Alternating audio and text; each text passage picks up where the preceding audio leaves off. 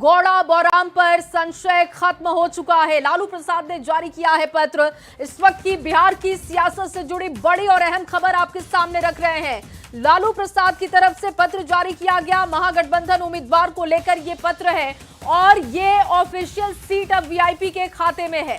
देखिए, लेटर आपके सामने हमने रखा है। आरजेडी की तरफ से ये लेटर जारी किया गया और आधिकारिक तौर पर वीआईपी के खाते में ये सीट जा रही है।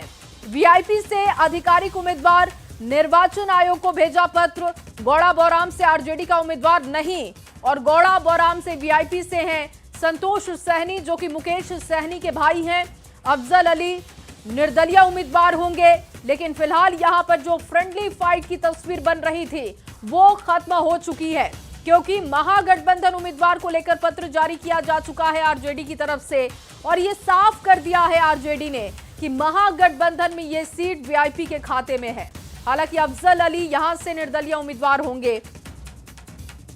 और गौड़ा बौराम सीट की बात की जाए, वीआईपी की तरफ से मुकेश सहनी के भाई संतोष सहनी ने नामांकन पर्चा दाखिल कर दिया है, लेकिन यहां पर इससे पहले आरजेडी की तरफ से भी दावेदारी की जा रही थी।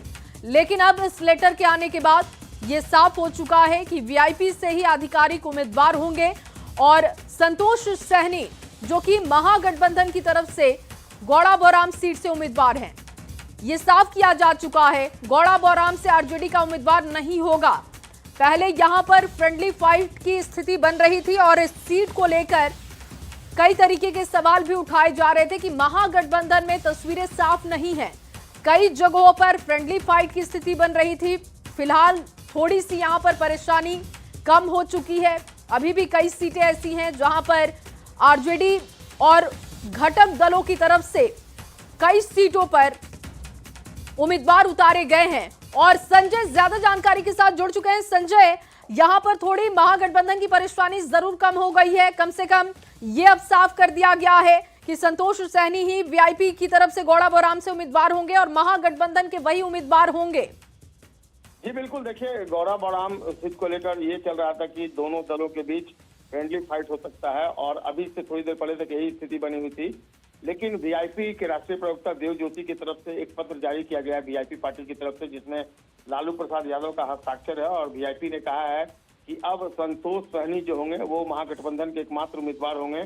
और लालू प्रसाद यादव ने अपने पत्र के माध्यम से मुख्य निर्वाचन पदाधिकारी को यह कहा है, चुनाव लड़ने के लिए उनके दल से कोई अधिकृत नहीं है, ऐसे में उनके दल से कोई भी उम्मीदवार नहीं होगा। तो यह तय माना जा रहा है कि अब संतोष सहनी एकमात्र उम्मीदवार होंगे महागठबंधन से गौड़ा बौराम सीट से। तो निश्चित तौर पर कहीं ना कहीं ये महागठबंधन के लिए और वीआईपी के लिए राहत वाली बात है। बिल्कुल। और संजय, लेकिन अभी भी 9 सीटें ऐसी हैं जहां पर फ्रेंडली फाइट की स्थिति बन रही है। लेकिन जिस तरीके से गौड़ा बौराम के लिए यहां पर परेशानी को खत्म कर लिया गया और फ्रेंडली फाइट की सिचुएशन को खत्म कर दिया गया है, क्या कुछ समझ आ रहा है कि बाकी सीटों पर भी जहां पर महागठबंधन की तरफ से ही फ्रेंडली फाइट की तस्वीर बना दी गई है, वहां पर कुछ प्लानिंग की जा सकती है, वहां पर कोई समझौता हो सकता है? अभी देखिए, अभी बहुत सारी तस्वीर धुंधली है। स्पष्ट तौर पर कुछ नहीं कह सकता है कि जिन जिन जगहों की आप चर्चा कर रही हैं तकरीबन 10 से 11 ऐसी सीटें हैं जहां पर फ्रेंडली फाइट की बात की जाए। और फ्रेंडली फाइट क्या, आमने सामने है महागठबंधन की ही पार्टियां। तो अब तक तस्वीर धुंधली है। स्पष्ट तौर पर कोई अभी क्लियर नहीं हुआ कि क्या वाकई में अब कल जो राजेश राम जा रहे हैं नॉमिनेशन फाइल करने कुटुंबा से, वहां से आरजेडी के प्रत्याशी के भी नॉमिनेशन फाइल करने की बात कही जा रही है।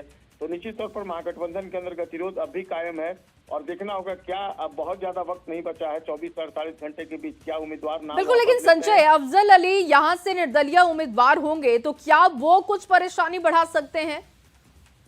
अब ये देखना होगा कि अफजल अली जब महागठबंधन के उम्मीदवार नहीं होंगे और निर्दलीय उम्मीदवार के तौर पर गौड़ा बौराम सीट से वो लड़ेंगे तो वो कितनी चुनौती दे पाते हैं।